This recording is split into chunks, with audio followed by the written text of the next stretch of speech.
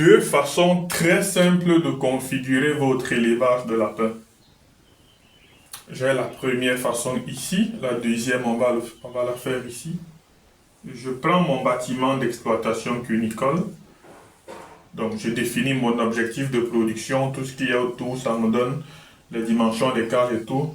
J'ai mon bâtiment. Dans ce bâtiment, je vais mettre deux unités. Une unité d'engraissement et une unité de maternité. Donc ça, j'appelle ça la maternité. Ça, j'appelle ça l'engraissement. Ici, j'ai bien sûr une porte. J'ai là ce qu'on appelle le sas. Ça peut se prolonger loin là. Je peux avoir une table là qui me sert de magasin. On a des palettes pour mon aliment maternité, des palettes pour l'aliment engraissement. Ça, c'est l'aliment.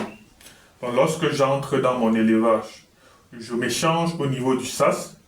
On sait tout ce qu'il y a dans le sas. Ce n'est pas le but de la vidéo. J'entre là. Je prends le nécessaire pour travailler.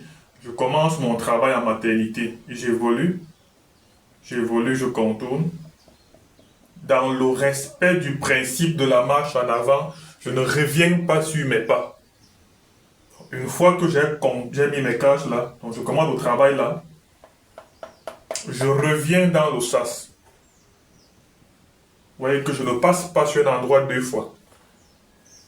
Quand je reviens dans le sas, c'est pour me nettoyer, me changer, repartir en engraissement. C'est le même protocole qui est appliqué en engraissement. Je commence mon travail en engraissement. À la fin, je vais ressortir par là ou par le sas. Dans le grand travail, c'est à ce niveau. Vous voyez que j'ai commencé là et j'évolue. Quels sont les stades physiologiques qu'on retrouve en maternité? On a les mâles en maternité, on a le pré-cheptel, on a les lapines vides, des lapines gestantes, des lapines gestantes et allaitantes. Voilà ce qu'on retrouve en maternité.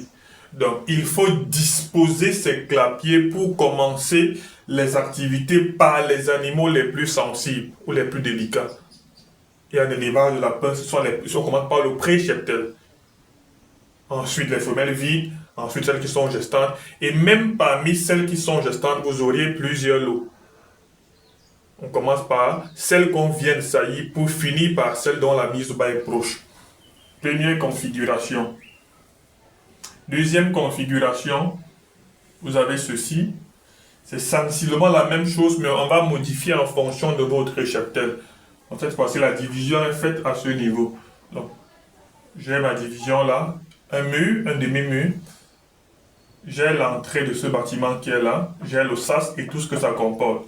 Là, j'ai mes rangées de cages de maternité. Ça, c'est la maternité. On sait tout ce qu'il y a en maternité. Je prends les dispositions pour pouvoir être à la fin.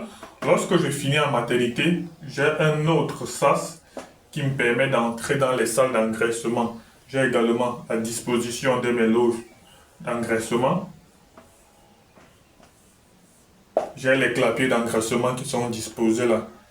Et je vais ressortir cette fois-ci par là. Ça suppose que ici, comme j'ai plusieurs lots en engraissement, je dois avoir des lapins qui sont prêts à la commercialisation. Donc si mes lapéraux sont par exemple espacés, alors si mes saillies étaient espacées de 10 jours par exemple, j'aurais ici des lapins de 35 jours nouvellement ensevrés. Ici j'aurais ceux de 45 jours. Ici j'aurai ceux de 65 jours. Et les autres seront en maternité. Ils auront pratiquement 35 jours moins 10. Ils auront 25 jours. On aura de 25 jours en maternité. Vous voyez que 10 jours après ceci, on va les faire sortir pour amener ceci. Le cycle recommence. Donc il faut disposer ces cages de façon à ne pas revenir sur ces pas pendant que vous travaillez. Donc voilà comment il faut configurer son élevage de lapins, contrairement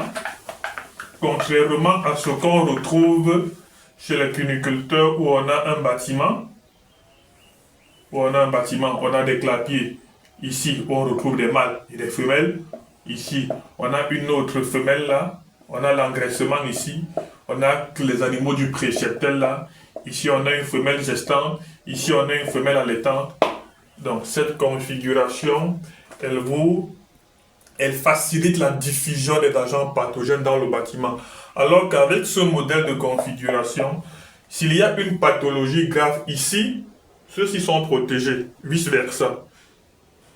Parce qu'on observe parfois en cas de VHD, lorsque la maladie est présente dans le bâtiment, tout le cheptel est attaqué. Alors que lorsque les deux unités sont séparées, on peut déjà protéger ceux qui sont à ce niveau.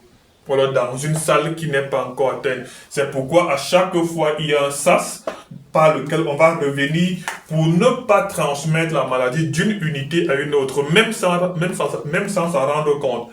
Parce que l'animal porte d'abord la maladie pendant un temps avant qu'elle ne se manifeste. Donc il ne faudrait pas faire le transfert de germes pendant la période d'incubation de la pathologie ou du virus.